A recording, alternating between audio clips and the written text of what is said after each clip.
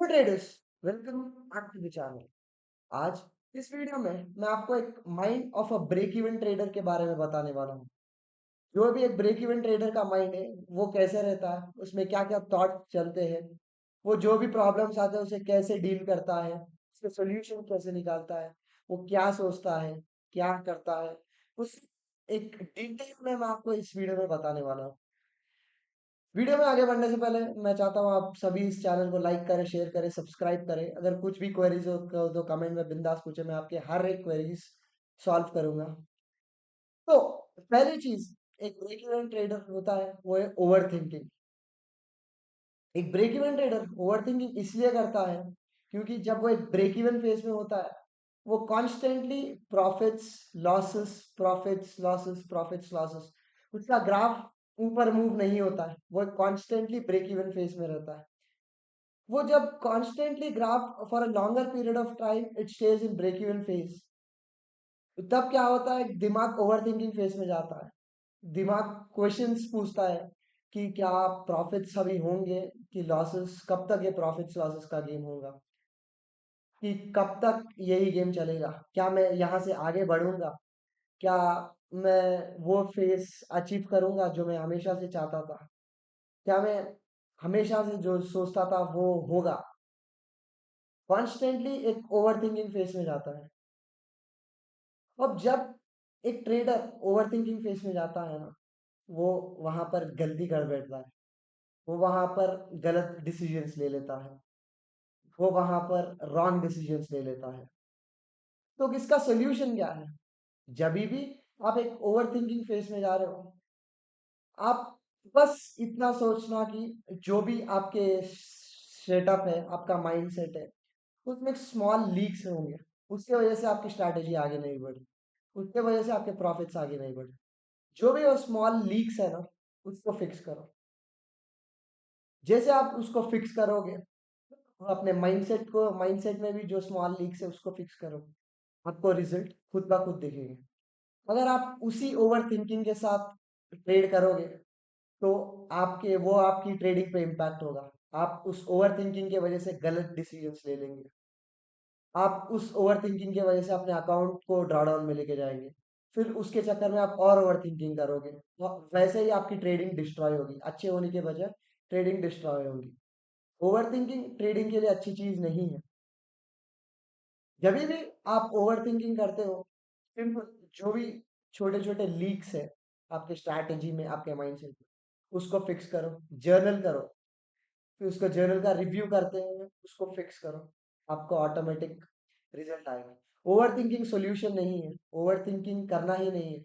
अगर आप over thinking कर रहे हो तो आपको ट्रेडिंग डिस्ट्रॉय करेगा। उसके बजाय ओवर थिंकिंग करने से बजाय आपको जो थॉट्स आ रहे हैं वो आप एक नोटबुक में लिखो, आपके गलतियां देखो कहाँ कर रहे हो, स्मॉल लिक्स आइडेंटिफाई करके आगे बढ़ो। दूसरा चीज जो एक ब्रेक इवन ट्रेडर के माइंड में होता है वो है इम्पेशंस। क्योंकि जब एक ब्रेक इवन ट्रेडर एक लंबे फेज से गुजरता है, लंबे phase of profit and loss constantly, same एक अक्यूमुलेशन में उसका ग्राफ रहता है, एक साइडवेज उसका ग्राफ रहता है, कांस्टेंट प्रॉफिट्स कांस्टेंट लॉसेस, यही सब चीज चल रही है।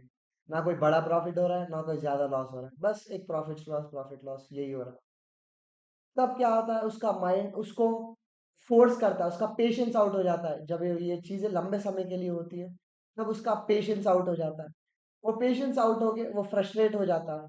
जैसे वो फ्रस्ट्रेट होता है, उसका माइंड उसको फोर्स करता है कि तू एक इम्पेशंस हो जा, तू या फिर बड़े लॉट साइज से ट्रेड कर, या फिर ट्रेड्स को बढ़ा, या फिर गलत जगह ट्रेड ले ले। जैसे उसको माइंड फोर्स करता है, जैसे वो फोर्स करता है, जैसे उसके अंदर इम्पेशंस आता है, वो वहां से गलत चीजें करता है। जैसे गलत जगह पे एंट्री ले लेता है, गलत ऐसे B B grade C grade setups लेता है, ए प्लस सेटअप्स ज्यादातर अवॉइड ही होते हैं, ज्यादा लॉट साइज लेता है, अर्ली एंट्रीज कर बैठता है, स्ट्रैटेजी पूरा भसड़ मचा देता है। ये एक हो गया इम्पेशंस। अगर आप कभी भी, अगर आप भी ब्रेक इवन फेज में हो और आप भी इम्पेशंस फील कर रहे हो, तो आप थोड़ा स्टेप बैक करो, आपकी गलतियां देखो कहाँ हो रही है, आपकी गलतियां सुधारो। एक और चीज याद रखना, अगर आप इम्पेशंस हो तो आपका माइंड आपको रश मोड के लिए फोर्स करेगा कि तू जल्दी जल्दी चीजें कर, जल्दी जल्दी चीजें कर, टाइम जा रहा है, वो जा रहा है, ये जा रहा है, आपका माइंड आपको फोर्स करेगा। उसी उसके वो फोर्सफुली आप इम्पेशंस हो जाओगे। जैसे आप इम्पेशंस होगे ना, तो जो भी रिजल्ट आने वाले होंगे वो और डिले होंगे। ये सबसे बड़ा ड्रॉबैक है। जो भी रिजल्ट आने वाले होंगे वो डिले ऑटोमेटिक हो जाएगी आपके गलती की वजह से। इसीलिए इम्पेशंस नहीं रहना है, दिमाग से काम करना है। अब हाँ, ब्रेक इवन फेज में माइंड आपको फोर्स करेगा, आपको क्या, हर ट्रेडर, मुझे, सबको माइंड ने फोर्स किया तो इम्पेशंस हो जा, लॉट साइज बढ़ा, वो वगैरह वगैरह। बट आपको अपना काम करना है, आपको इम्पेशंस नहीं होना। जब भी आपको लगे कि इम्पेशंस हो रहा हो, एक चीज याद रखनी है, अगर आप इम्पेशंस हो गए तो आपका डिसिप्लिन वायलेट होगा, और आपका जो भी सक्सेस है वो और डिले होता चला जाएगा। जो सक्सेस आपको कल मिलना था वो बाद में मिल जाएगा। तो ये है कॉन्सिक्वेंसेस ऑफ इम्पेशंस। थर्ड है, एक ब्रेक इवन फेज के माइंड में, कंपेयरिंग विद अदर्स। जब एक ब्रेक इवन ट्रेडर को कुछ नहीं दिखता है, when he feels like nothing is moving on in life, nothing is moving on in trading, वो क्या है, जब वो सोशल मीडिया देखता है, स्क्रॉल करता है, तो वो देखता है कि लोग, दूसरे ट्रेडर्स जो है, आगे बढ़ रहे हैं। कि दूसरे ट्रेडर ने वो कार ले ली, दूसरे ने वो घर ले लिया, वो फर्स्ट क्लास ट्रैवल कर रहा है, वो बिजनेस क्लास ट्रैवल कर रहा है। वो फिर वो ट्रेडर अपनी आइडेंटिटी उसके साथ कंपेयर करता है। वो उसका डे 10 उसके डे 100 या फिर उसके डे 200 के साथ कंपेयर करता है। उसी चक्कर में वो और गलती कर बैठता है। उसी जब वो कंपेयर करता है तो ऑटोमेटिक उसका माइंड ओवर थिंक करता है, ऑटोमेटिक वो ज्यादा सोचता है, ऑटोमेटिक उसका फोकस डिस्ट्रैक्ट होता है। यहाँ पर कंपेयर करते समय ये ट्रेडर ये नहीं सोच रहा है कि वो अपना डे 10 किसी और के डे 200 के साथ कंपेयर कर रहा है, या फिर अपना डे 10 किसी और के डे 100 के साथ कंपेयर कर रहा है। वो वैसे नहीं सोच रहा। वो अपना डे 10, वो ऐसा सोच रहा है कि बस मैं ही यहाँ पर अटक गया, बाकी सब निकल गए। नहीं भाई, तू जो फेस कर रहा है ना, वो हर ट्रेडर ने फेस किया, पर उसने कभी गिव अप नहीं किया, उसने कभी अपने ड्रीम्स को नहीं छोड़े। उसने बस अपना काम किया, एक सही नीयत, सही मेहनत के साथ काम किया, और वो आगे निकल गया। बस कंपेयर करना नहीं चाहिए। जब आप अपने आप को कंपेयर करोगे ना, यहाँ पर प्रेशर पड़ता। जब यहाँ पर प्रेशर है ना, तो माइंड ऑटोमेटिकली रॉन्ग डिसीजंस लेता। आपके जब यहाँ पर प्रेशर है, आपके साथ हर चीज आप, जो आपको सही तरीके से करना चाहिए, वो आप गलत तरीके से करोगे। इसीलिए कंपेयर मत करो। देखो, आप कभी भी कंपेयर को आपको करना है तो आप खुद से कंपेयर करो।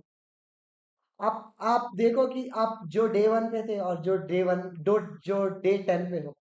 डे 1 पे आपको सपोर्ट रेजिस्टेंस भी ड्रॉ करने नहीं आता था, डे 10 या फिर डे 100 पे आपके पास एक स्ट्रैटेजी है। बस थोड़ा सा पेशेंस रखो, थोड़ा सा फर्क है। बस थोड़ा सा मेहनत करो, थोड़े से स्मॉल लीक से उसको फिक्स करो। कंपेयर खुद से कंपेयर करो। आप जब भी प्रॉफिटेबल होगे जब आप हर डे को कंपेयर खुद से करोगे, ना कि दूसरों से। सबकी अलग अलग जर्नी, सबकी अलग अलग लाइफ है। दूसरों से कंपेयर करना will force you to take wrong decisions, and that will destroy your trading. Remember.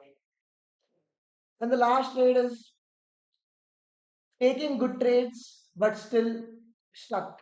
ऐसा हर एक के ट्रेडिंग जर्नी में होता है कि आप अपना A+ लेते हो, आप अपना बेस्ट सेटअप लेते हो,